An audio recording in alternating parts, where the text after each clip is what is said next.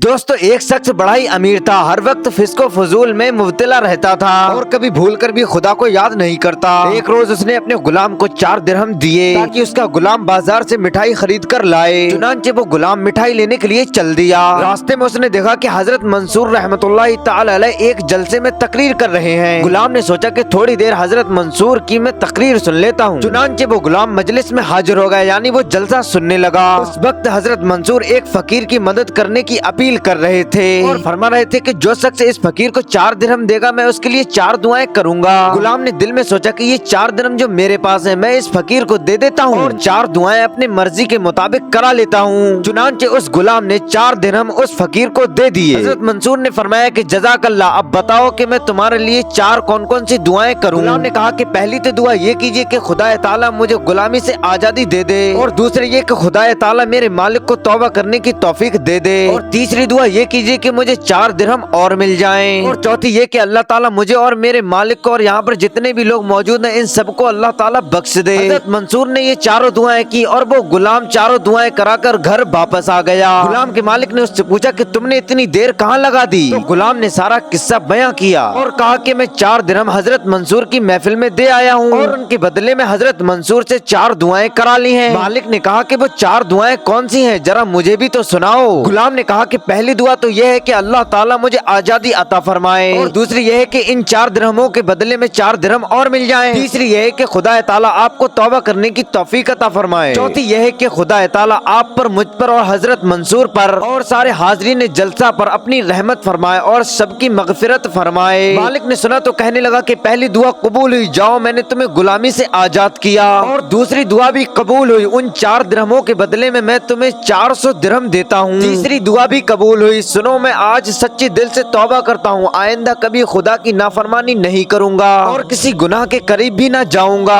जो कुछ मेरे कुदरत में था मैंने वो पूरा कर दिया। चौथी बात मेरे इख्तियार में नहीं तो उससे मैं मजबूर हूँ, क्योंकि मैं वो काम नहीं कर सकता। उसी वक्त हातिफ से एक आवाज आई, यानी गैब की आवाज, ऐ बंदे जो कुछ तेरे इख्तियार में था लईम यानी कमीन होकर तूने कर दिया, तो जो कुछ हमारे इख्तियार में है रहीम होकर हम क्यों ना करें। जाओ हमने तुम्हें, तुम्हारे गुलाम और मंसूर और सबको बख्श दिया। दोस्तों अगर आपको ये वीडियो जरा भी पसंद आई हो तो अपने दोस्तों में, अपने रिश्तेदारों में सवाब की नीयत से शेयर कीजिएगा और हमारे चैनल को सब्सक्राइब कर लीजिएगा और बेल आइकन भी दबा लीजिएगा।